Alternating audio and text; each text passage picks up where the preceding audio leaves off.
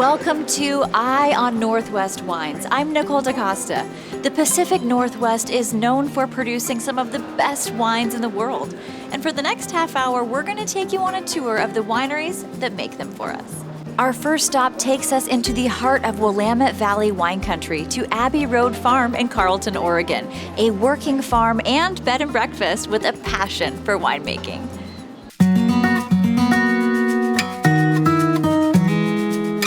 I'm Sandy Wilkins. And I'm Daniel Wilkins. And we are sitting in the Abbey Road Farm tasting room. We bought the place in September 2017, but the previous owner had established it and called it Abbey Road Farm. When we purchased the property, it had grass seed and it would get harvested every year. So there was pretty much 42 acres of grass growing around. We tore up the soil, had it tested, and it turned out that it was incredible to plant vines on. So that's how it came to be. A lot of help from a lot of very smart people. Beautiful Willie Kinsey soil. We're newly planted about 5-6 years ago. We planted 15 different varietals. New one is the Tempranillo, actually number 16 I believe is going right behind us. And we wanted to offer more than just Pinot Noir and Chardonnay, which you can get most any other place. We threw caution to the wind and planted a bunch of lesser known varietals to see how they would take, and so far so good. We're kind of excited about what's coming. This year is our first fully estate vintage, so the 2023 vintage is going to be incredible because we're really proud of that one. It's what we've been waiting for. We work with our chief winemaker, Blair Trathan from New Zealand. Originally, before us, he'd worked at Shea Vineyards for 7 years. He's come on the past 2.5 years and working with us and our new estate fruit, and he's excited to work with all the new varietals that we have that are unique to the area. A lot of the varieties that are planted here aren't planted anywhere else in the Willamette Valley, which makes this place incredibly unique. And from a winemaking standpoint too, it's exciting. I think you get kind of stuck into a yearly rhythm of Pinot and Chardonnay, and to now be making and playing with varietals such as Gudeo and Mencia and Trousseau Gris and Trousseau in a climate that is not familiar with those varietals is something which I've really enjoyed. You know, in this winery, in order to try and achieve some sort of vinous diversity, which is what I'm after. At the end of the day, I'm trying to capture a moment in time when it comes to the wine. My philosophy is sure, let the wine make itself, but within guidelines. I'm trying to make a wine that is representative of that particular season, that particular piece of dirt that those vines are rooted into. The wine needs to be clean, it needs to be focused, and it needs to be true to its varietal. I'll be as hands-off as I can be, but when things perhaps aren't ideal from a growing standpoint or from maybe a disease pressure standpoint, then I'll make sure that I steer that wine back in the right direction so that it is true and clean and varietally correct. At the end of the day, I'm really excited about what we do here at Abbey Road Farm, and I hope that people come and visit and can capture some of that excitement as well. We're unique. We're literally one of a kind in the valley, and I really hope people can come out and see that for themselves.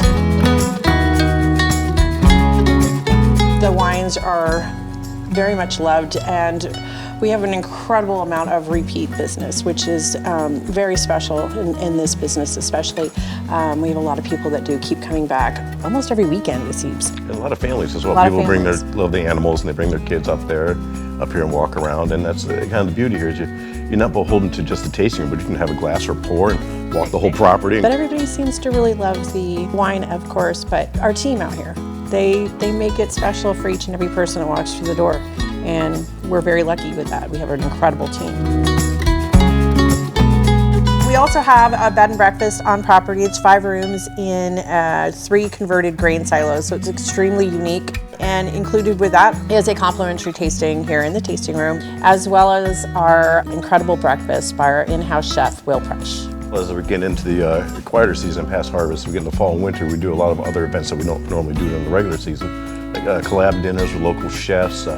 From Thanksgiving until Christmas, we're doing this wine walk and benefit charities, and you can walk amongst some lights we have set up around the property. There's lots of reasons to visit Abbey Road Farm. One of them is obviously, and the most important, is our beautiful wines. We really pride ourselves in when we did our tasting room that it felt like we were welcoming you into our home. So when you visit us, it's like you're in our home and you're part of our family. As I like to tell everybody, is like, please come on down, have a glass of wine, walk around the property, and check out all the animals and see all that we have to offer. You can discover upcoming events, plan your stay, book a wine tasting, and experience farm life for yourself at abbeyroadfarm.com. Coming up on Eye on Northwest Wines, I visit with 2 distinctive vineyards to learn more about their unique takes on winemaking. Stick around.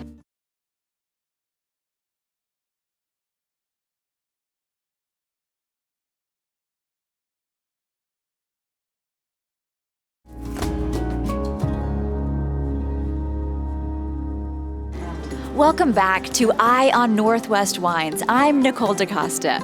Well, it's not easy to talk about wine in the Pacific Northwest without talking about Oregon's Mount Hood territory, whose wineries are making some of the most amazing wines in the region. And I got to head out to Twill Cellars tasting room in Westland to visit with co-owner Molly Roby.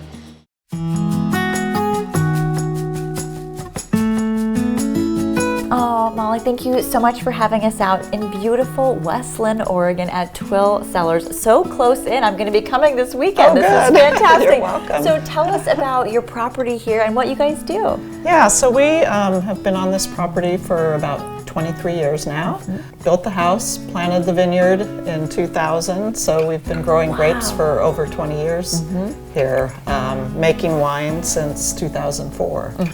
So starting to get a little age on the vines. Yes, that's as exciting. far as Oregon goes. Some age on the vines. Yeah. I love it. And what do we grow here? I know there's 2 varieties that are very popular. So our vineyard, we're growing just around 2.5 acres, about half Pinot Noir and half Chardonnay. Yes, very popular for Yes, the area. It's of so course. fun. And just looking, I mean, the view right now is so beautiful, and it's just from every angle. We come in the summertime. You mentioned we can sit outside or inside. Exactly. It's a great way to enjoy the space. Yeah, and fall is one of my favorite times because with the fruit's off the vines, it's in the winery doing its thing. The fall leaves are just beautiful this time of year. It is a beautiful time. And we're a little more relaxed because we know the fruit's being taken care of. Exactly. The harvest season has happened. Now we can have a glass of wine. So tell us, what makes Twill Cellars unique to the Westland area? Well, I think part of it is that we have our vineyard here, but we also source fruit from 6 other vineyards across the Willamette Valley. Yes. So we're highlighting different terroirs, not just our own. And coming into our tasting room here gives people an opportunity to try things from around the valley. And with wine, there's always so much to learn. We're never going to know it all. No. And it's great to show up here. You make it such a calm environment, and we can learn as much or as little as we want. Your staff is so knowledgeable. For sure. Yeah, because we do, you have some people that come in and want to know everything about every clone you have, and other people are just enjoying a nice tasting with some friends or family. Yeah, it's just a great excuse to get out of the house and be in a beautiful environment and Yes. have a great glass of wine. Yes, that's what we hope. So what do you see the future of wines here in the Willamette Valley? What does that look like? Well, I think there's a couple things with more and more competition. I think there's people are going to be crafting their wines, much better than they have in the past.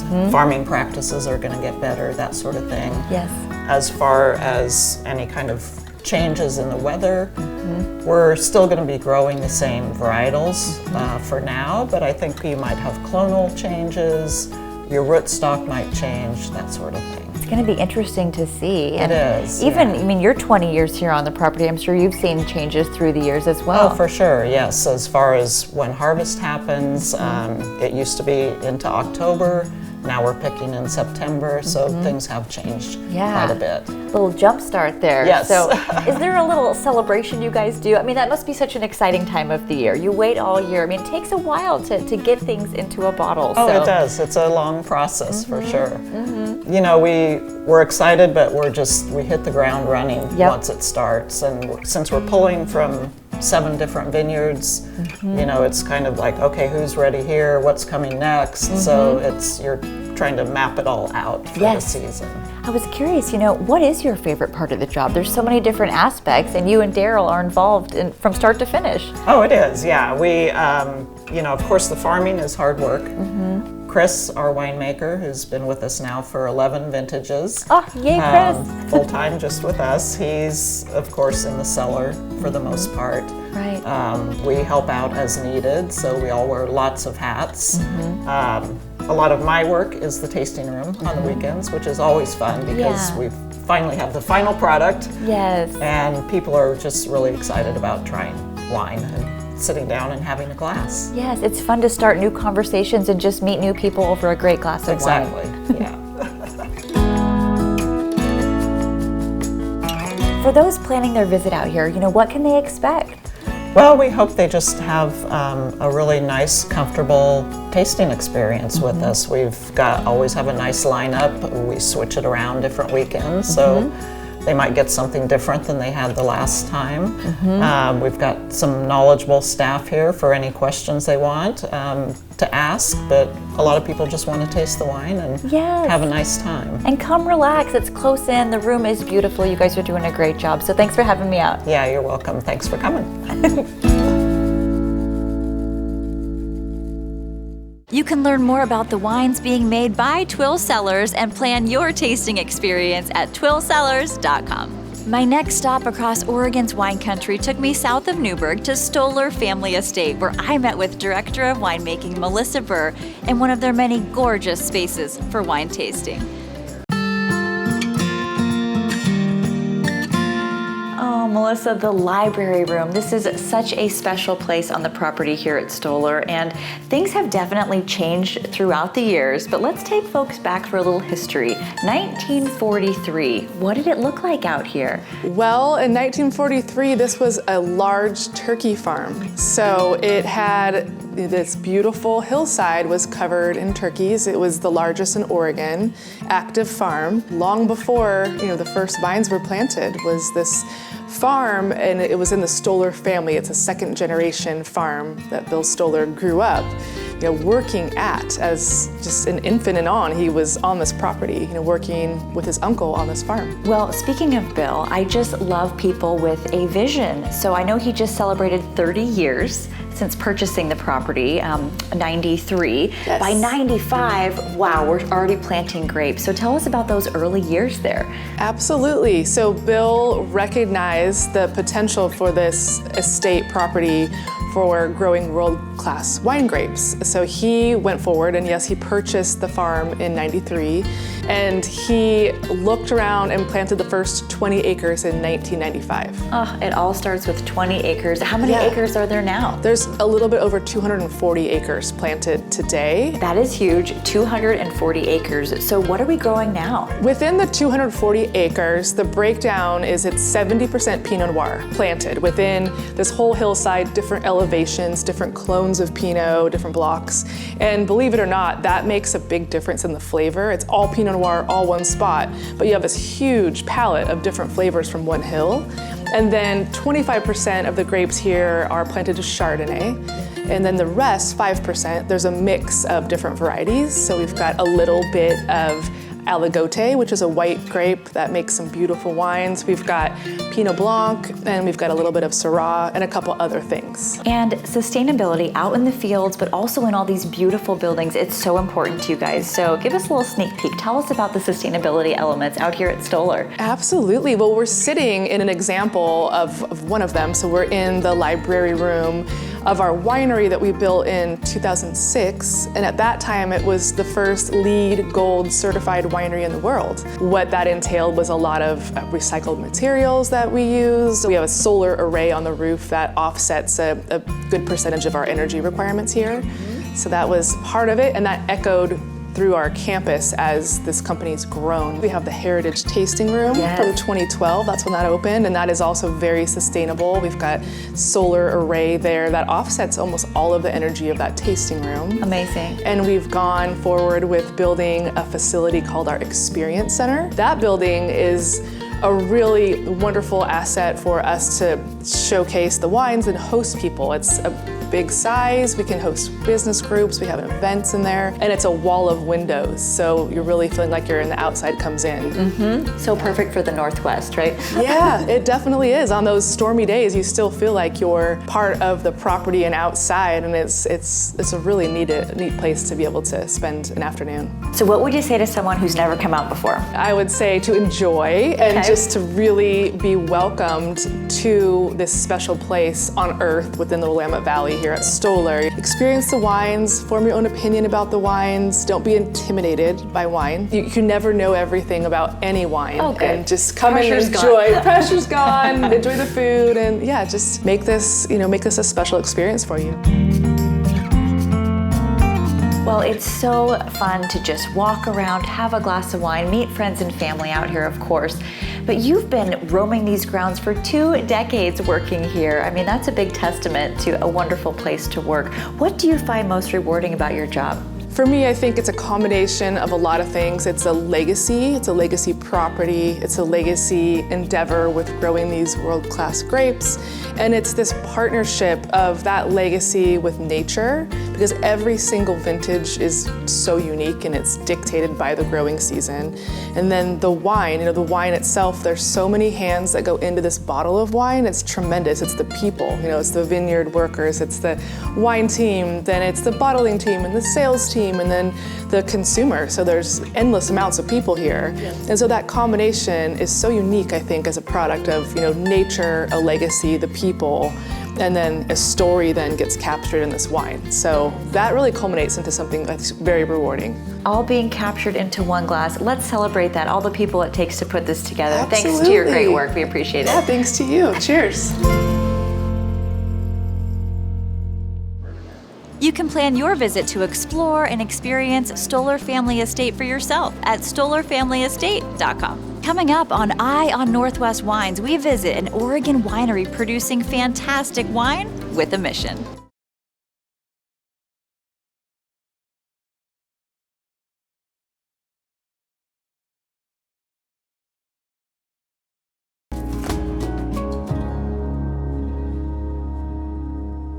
Welcome back to Eye on Northwest Wines. I'm Nicole DaCosta, and our final stop takes us to veteran-owned and operated Dauntless Wine Company, where owner and winemaker Ben Martin spoke to us about his efforts to support our nation's veterans through the art of winemaking. Dauntless for us means unwavering under pressure. So we wanted a name that kind of embodied who we are and who veterans are at the same time. We came into this industry fresh, we had no prior experience, no funding, and you got to be a little dauntless to do that. I enlisted in the Marine Corps a week before 9/11. So I took the oath a week before 9/11. So I like to brag that I was still a peacetime sign-up. And I served for 4 years active between 2002 and 2006 as an amphibious assault vehicle crewman. Fast forward to 2014, while wine tasting in Walla Walla with the 2 guys that helped me get this started, both Marines as well. And with nothing but a can-do attitude, and basically registered the company and started working our way from the ground up. I immediately enrolled at the Chemeketa Wine Studies program down in Salem, and then also started volunteering at the closest vineyard to my house at that time. We wanted to come in and tell a story first and foremost. So on every label we tell a little history and where the military has come from and where our past has come from. On the back of every label I write up a little synopsis on the historical value of that label. So we touch on time periods from antiquity all the way up to Vietnam, and try to tell a cohesive story about who veterans are and kind of broadly what society is about. As a winemaker, I feel like I'm just another piece of the puzzle in the process of winemaking. I feel like it is my job to preserve the work that's already been done in the vineyard. So I feel like the wine is first and foremost made in the vineyard, and then it's my duty to preserve all that work that has gone into it. So there's been 100 hands that have touched those clusters before I get them. Obviously, I'm low intervention in the cellar. I don't put any additives in other than what's absolutely necessary. So I really try to keep the wine as clean as possible. Of course, naturally, we focus on Pinot Noir because that's what we grow here in the valley. We do actually source a little bit from the Columbia River Gorge, and we do get some bigger reds. So we do have a Merlot, a Cab Franc, a Syrah that actually comes from Old 47 Estate here. Ideally, what my plan is for the Dauntless Wine Company is to source grapes from veteran growers. So our grower in the Columbia River Gorge, career Navy pilot, squadron commander, and so I try to get a lot of my big reds from him. This site at Old 47 here was planted by a Vietnam veteran, and then eventually, hopefully, 100% of our fruit would be veteran grown. In addition to our winery, we also have the Dauntless Veteran Foundation, which is there to help veterans translate their talents from the field to the farm. Farming requires hard work, attention to detail, long hours, kind of thankless a lot of the times too.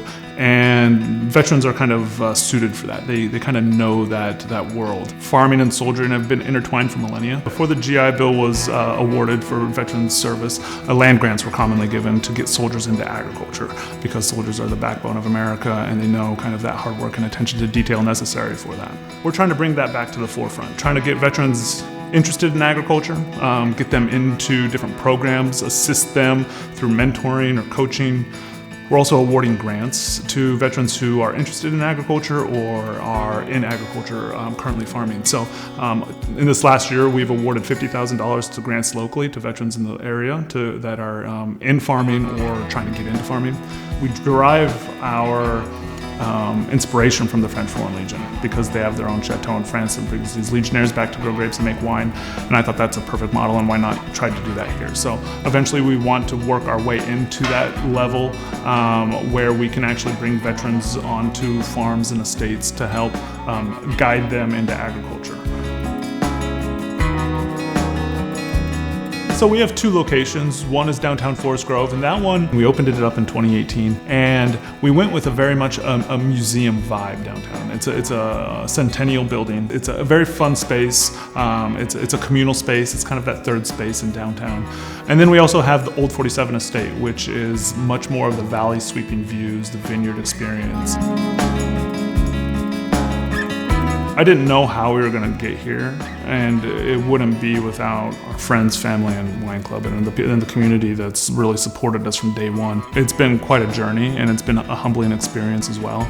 The people around us are incredible, and it's not just veterans. We get that 1 degree of separation. We're getting the aunts, uncles, daughters, mothers, fathers, that sort of thing, and everybody comes with just this gratitude of what we're doing, you know, and it's reassuring to me, and it reinforces what we're doing, and it just makes me feel better at the end of the night that we're doing the right thing.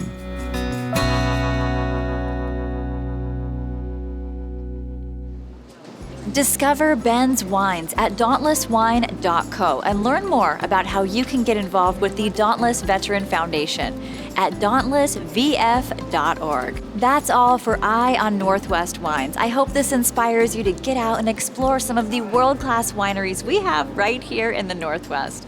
I'm Nicole DaCosta, and until next time, cheers.